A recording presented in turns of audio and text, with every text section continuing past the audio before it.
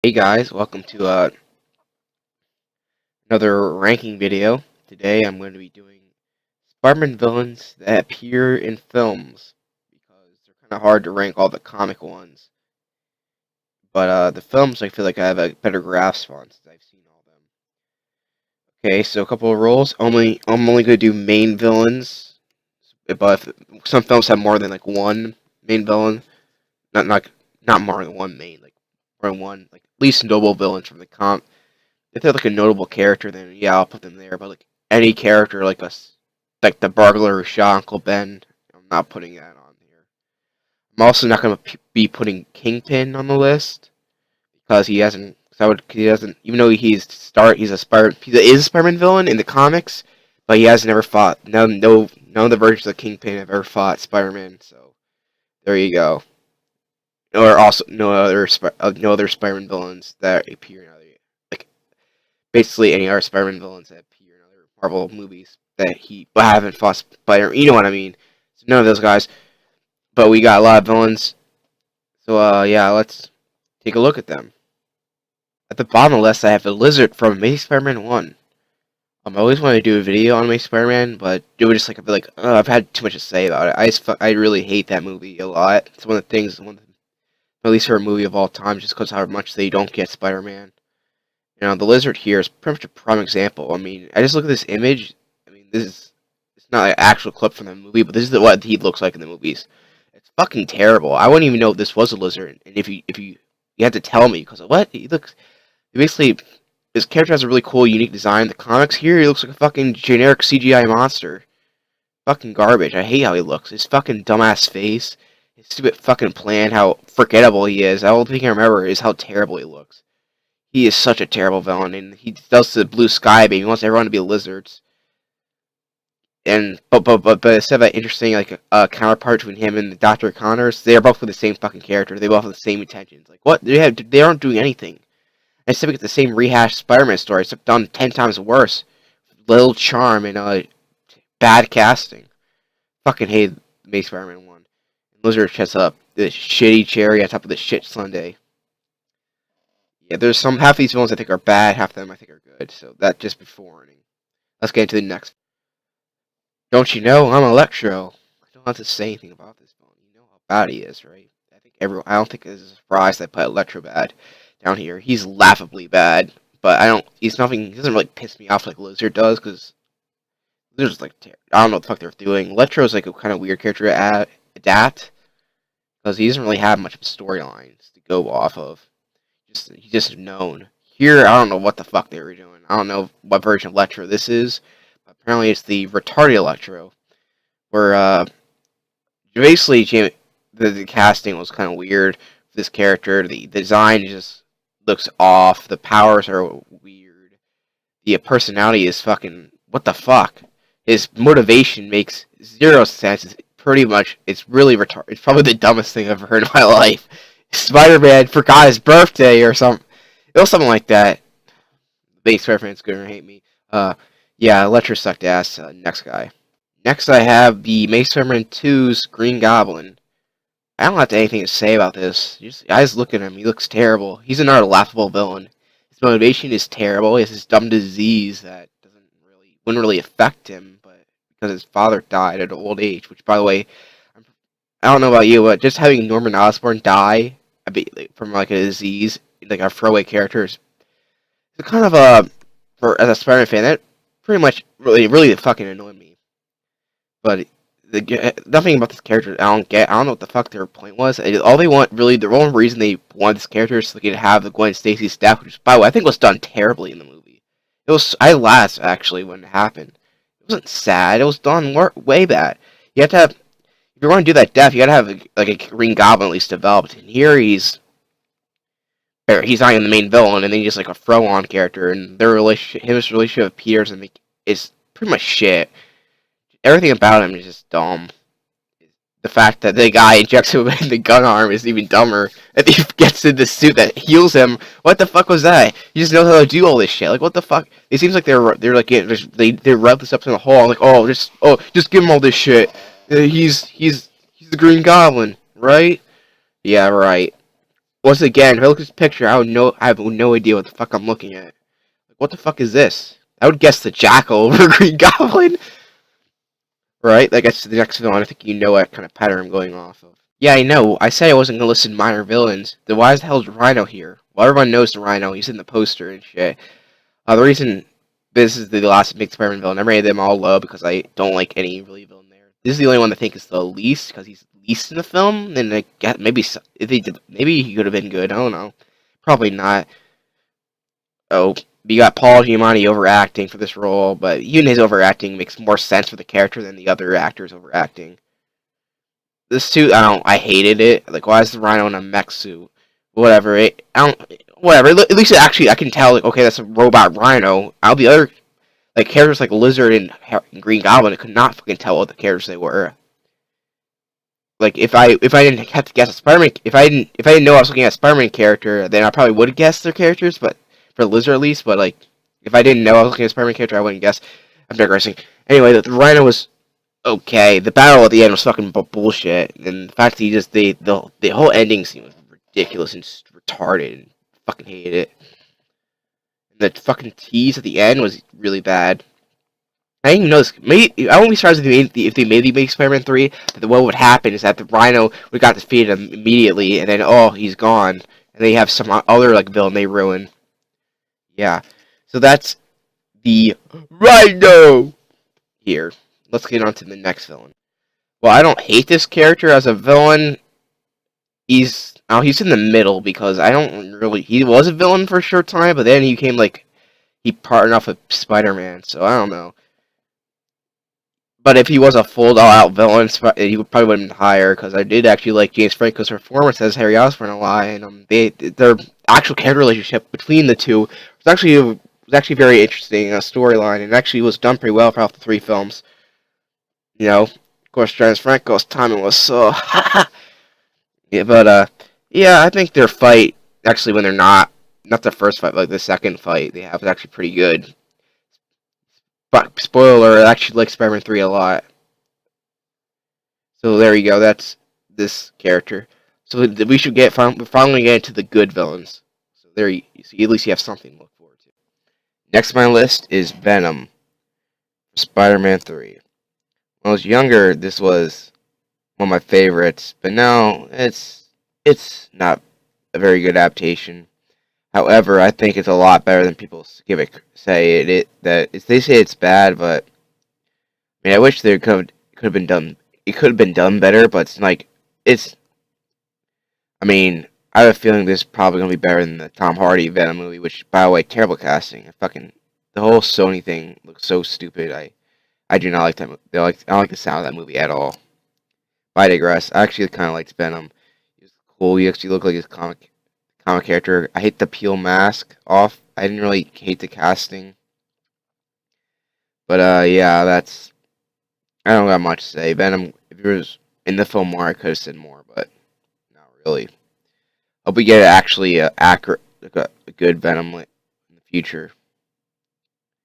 But until then, let's go to our next character. Are you in or are you out?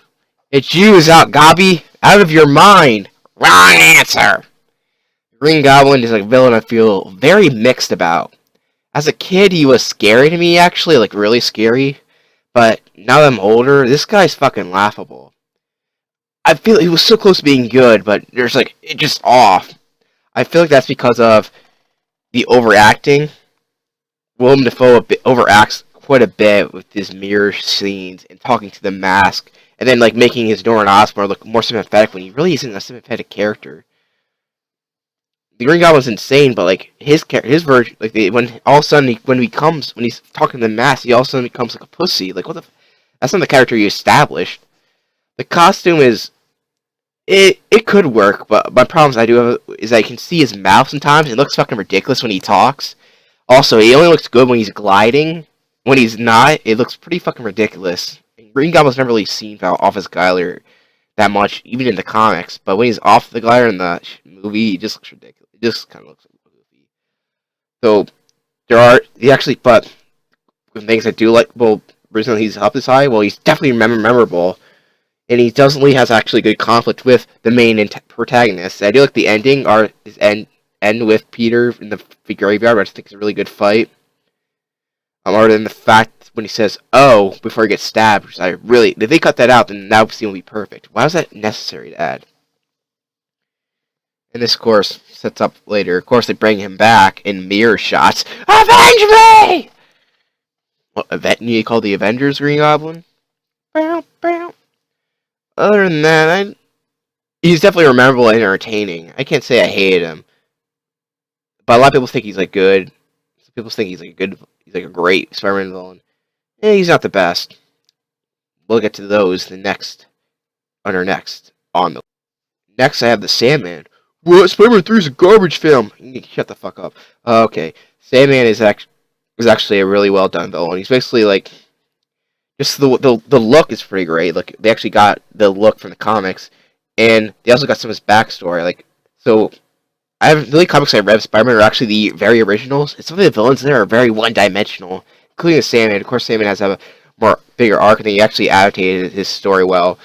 He's not on screen that much, but we get all this character right. And his fights with Spider-Man are great. The sound effects were great, and he's not like he did kill Spider-Man's uncle, but other than that, he's like he doesn't really want to go after Spider-Man, other than the fact that the end. But yeah, I do like the fights and his birth scene. Like not actually birth, but like the birth of Sandman, the character is actually probably one of the best scenes in just superheroes. Not even just superheroes in general, movies in general, but probably in movies in general. I love that scene so much. It's so great. That's why Spider-Man 3. I very much Spider-Man 3's bad. Let's point that scene out. It's really good. There's no scenes like that in Amazing Spider-Man. Oh, come bad. I'm trying to be emotional, but I can't, so I can be angsty. I'm not gonna cry.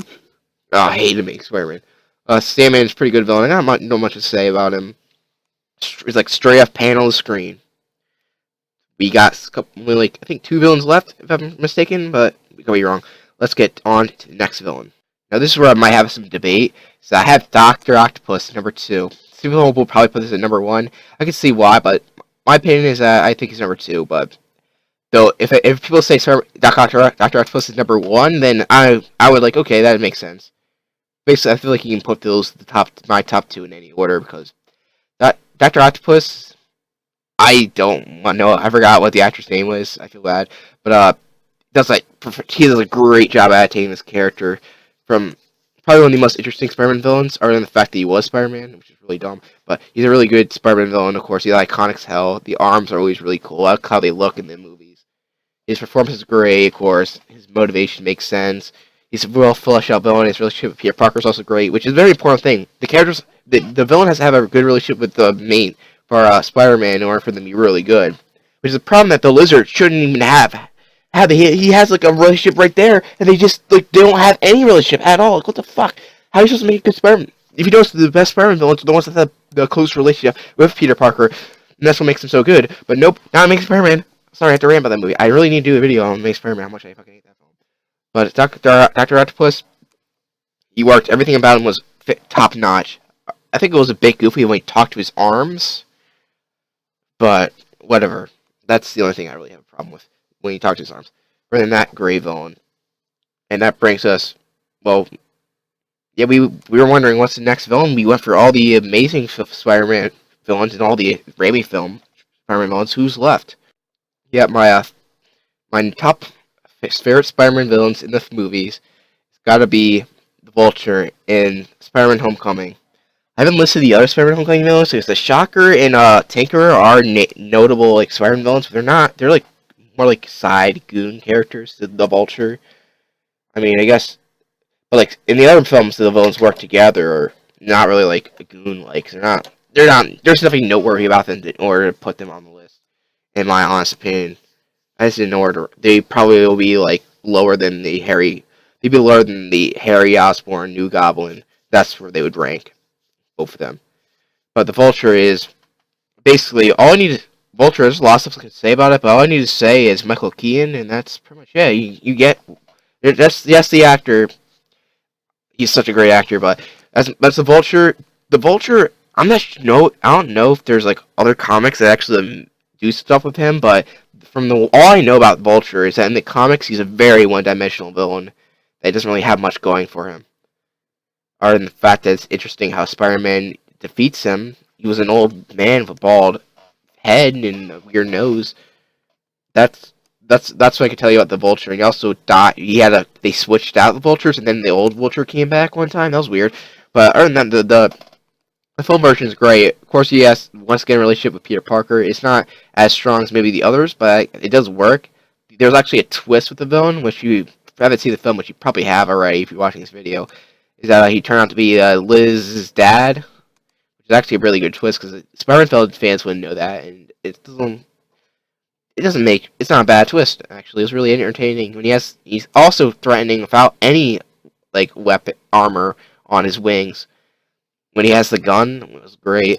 But also the costume looks fantastic. They took this like terrible costume and made the Vulture look cool and menacing. Like it's something anyone would never say about the Vulture. I mean, I guess there's like the Nor Vulture is pretty cool, but other than that, this Vulture is great. And I'm glad they didn't kill him because if you notice, the MCU doesn't really kill their best villains like Loki or Baron Zemo. Or maybe Winter Soldier. This is definitely the best villain in the MCU and my favorite Spider-Man villain. However, if you did count the Kingpin in Netflix Daredevil will be #1 over this guy. But yeah, he never fought Spider-Man, so I can't count him. So there's my list. What do you think in the comments? I know some of you might be big Spider-Man fans, and I know I pissed off a lot of you by saying I didn't like it, but to each their own. I would say like your favorite villain in the comments down below. I know I'm already gonna get those, and a lot of people are gonna bitch, but that's expected the comment sections. I can't wait for Amazing Spider-Man 2, where we're probably gonna get the. I'm pretty sure we're getting Scorpion, which would be pretty cool to see. Maybe some more other villains. Who knows? And who knows about those terrible Sony films, which I don't really give a shit about. But yeah, this list will probably be updated in the future. So yeah. Yeah. Anyway, I'm definitely gonna do more ranking videos. So yeah, if you want me to do more, just leave a like. I'll do more, and also I'd give a request for ranking videos, at least ones you know I would be able to do. And that's all I gotta say. And as Green Goblin says, until we meet again, Spider-Man.